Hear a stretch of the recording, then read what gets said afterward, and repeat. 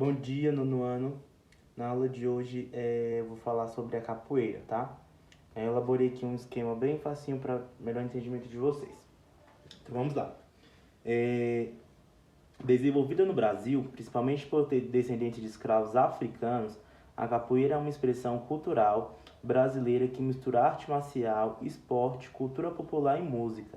Caracterizada por golpes e movimentos ágeis e complexos, é uma arte marcial sem igual, com imensa beleza estética em demonstrações. Uma característica marcante da capoeira é a sua musicalidade. Os capoeiristas, eles aprendem a lutar, a jogar e também a tocar instrumentos típicos, além de entoar questões em conjunto. A roda de capoeira ela foi registrada como bem cultural pelo Instituto de Patrimônio Histórico e Artístico Nacional, o IFAM, tá? No ano de 2008 e em novembro de 2014 recebeu o título de Patrimônio Imaterial da Humanidade pela Unesco. Tá? Um pouquinho da história é o seguinte: os escravos africanos eles eram submetidos a um regime de trabalho forçado quando foram trazidos de sua terra para o Brasil. À força também eram impostas a língua portuguesa e a religião católica. Mas existem traços culturais que são quase impossíveis de serem apagados. Uma dessas marcas culturais era a prática de uma luta tradicional do sul da Angola, que foi mantida pelos escravos e era realizada em terrenos de mata cortada, que eram chamados de capoeiras. O termo vem do tupi capoeira, que significa mata que se foi, tá? Se referindo aos trechos de mata que eram queimados ou cortados para abrir terreno para plantações dos índios, tá? Ela foi desenvolvida sobre as vistas dos escravistas sem que eles imaginassem que aquela dança era uma técnica de batalha. A origem da capoeira é motivo de muita discussão entre os estudiosos, sobretudo no que se refere ao período compreendido entre o seu surgimento e o início do século XIX, quando aparecem os primeiros registros confiáveis com descrições sobre a sua prática. Mas acredita-se que essa arte marcial foi por muito tempo conhecida como uma dança, já que os escravos eram proibidos de realizar qualquer atividade que pudesse ser usada contra os donos das fazendas.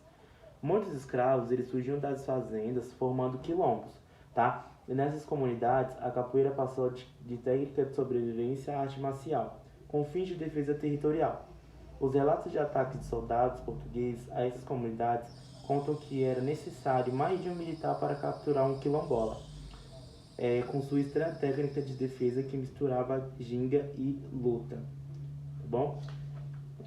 Com a criação de algumas cidades, a capoeira ela passou a ser praticada em áreas urbanas. A arte ganhou popularidade de tal forma que uma portaria da cidade do Rio de Janeiro, em 31 de outubro de 1831, estabeleceu severos castigos corporais e diversas medidas de repreensão à prática da capoeira. O escravismo se tornou impossível de continuar no Brasil e por diversos motivos, entre eles razões econômicas e de segurança.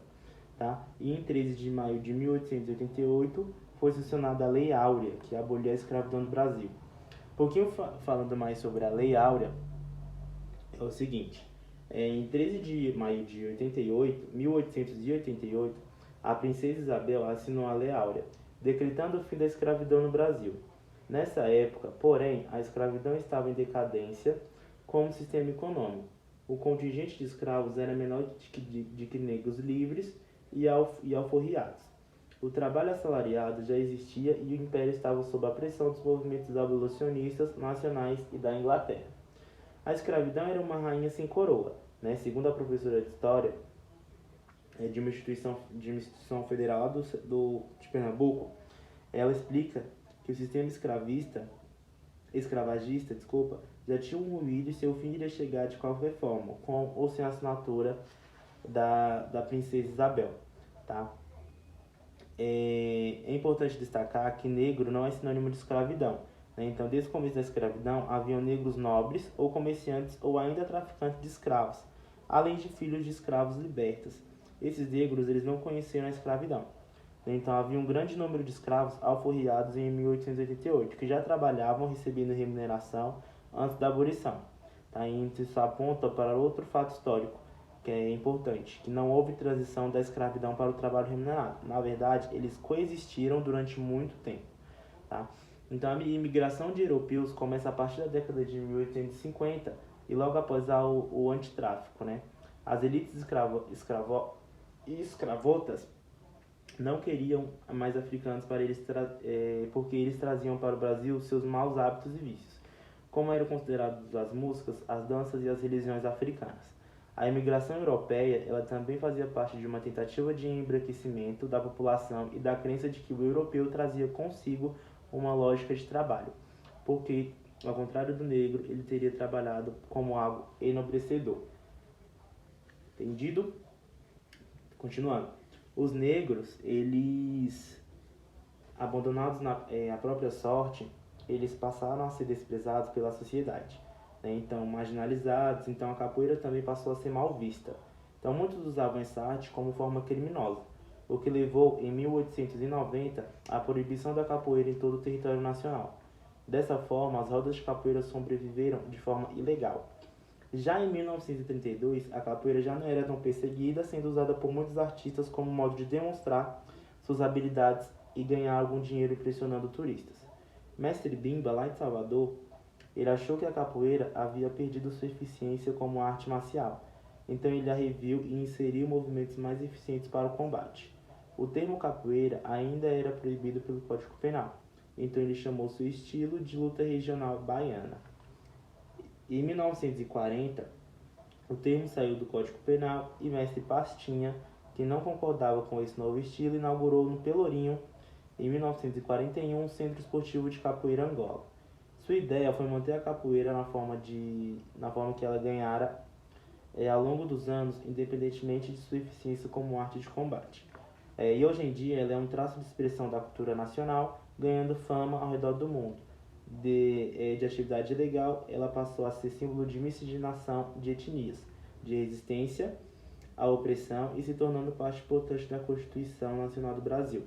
Tá? Sobre a prática da capoeira, a roda de capoeira ela é um círculo de capoeiristas com um acompanhamento de músicas. Tá? A prática ela serve tanto para o jogo quanto para o treinamento. Os capoeiristas eles se perfilam na roda de capoeira cantando e batendo palmas no ritmo do berimbau, dos pandeiros e do atabaque, enquanto os dois capoeiristas jogam capoeira no centro. O berimbau, o pandeiro e o atabaque são instrumentos utilizados já na capoeira, tá? O jogo entre dois capoeiristas, eles podem terminar ao comando do tocador do berimbau ou quando algum outro capoeirista da roda compra o jogo. Ou seja, ele entra entre os dois e inicia um novo combate entre eles, tá? Falando um pouquinho sobre o berimbau, que é o principal instrumento da capoeira, ele recebe esse nome ele recebe o nome de berimbau, que é um instrumento de percussão característico do Brasil, né? Ele é uma figura indispensável em todas as rodas de capoeira, né? E apesar de estar presente em outros contextos, as celebrações do candomblé também é um segmento que inclui um meio de culto em outras entidades de origem indígena e mestiça. Então, nos tempos de escravidão, os africanos eles utilizavam o berimbau para comunicar-se de forma sigiloso. O instrumento é composto por uma cabaça, que é um arco geralmente feito de madeira chamada beriba, a qual é envergada por um cabo de arame, e uma baqueta na qual se percute o arame.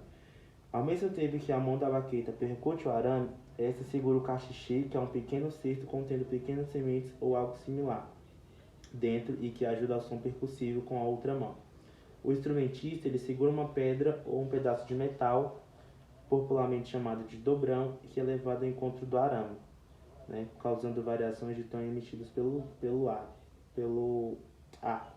Então o berimbau ele produz basicamente três estruturas de sons, né, que são a solta, que é utilizada pela pedra, a presa, que é friccionando o arame, né, e o chiado, que é com a pedra tocando o arame de modo solto, livre, e a baqueta atuando como acionamento da pedra, tá? Em geral, o objetivo do jogo da capoeira não é só nocautear o oponente, mas sim derrubar o oponente sem ser golpeado, preferencialmente com uma rasteira, tá?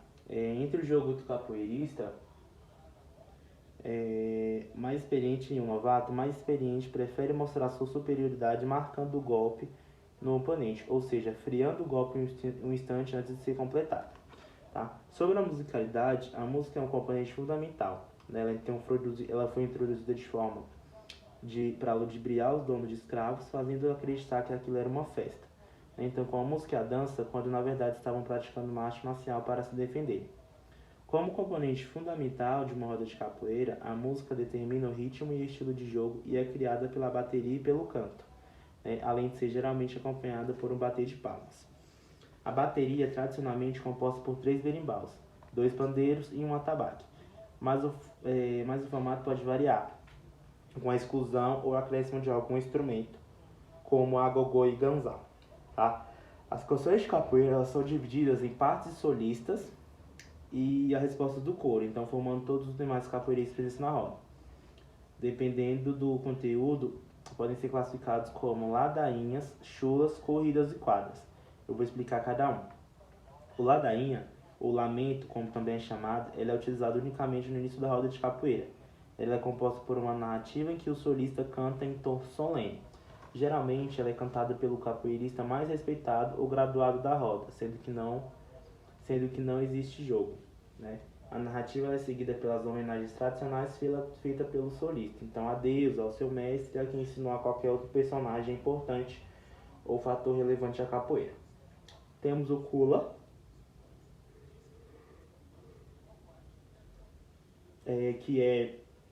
Chula, que é um canto em que a parte do solista ela é muito mais longa que a resposta do coro. Temos o corrido, que é a forma musical mais comum da roda de capoeira e é um canto em que a parte do solista e a resposta do coro são equivalentes ou iguais. Temos a quadra, é composta de um mesmo verso repetido 4 vezes. Ela pode ter 3 versos ditos pelo solista e uma resposta do coro, né? Ou a parte do solista e a resposta serem intercaladas. E é cantada de qualquer forma no momento da roda. E tem alguns movimentos, né, que são os principais, que eu vou falar um pouquinho aqui. Os golpes eles são diretos, como o caso do martelo, ou giratórios, como o caso da meia-lua ou compasso. A defesa usa o princípio da não resistência, isto é, evitar um golpe como esquiva em vez de defendê-lo. Esquivas podem ser executadas tanto em pé quanto em apoio de mão. E a ginga é o movimento básico do capoeirista que dá origem ao ataque e à defesa. Tá? Eu vou falar sobre os golpes aqui. Então temos os mortais, que é a meia-lua de compasso e o rabo de arraia. Tem os golpes traumatizantes, que é o martelo, o armado, queixada, a ponteira, a palma, a joelhada ou cotovelada. Temos as esquivas, que é a própria esquiva, a cocorinha, o rolé, a queda de braço e a queda de rins. Temos os golpes desequilibrantes, que é a rasteira, o arrastão e a tesoura.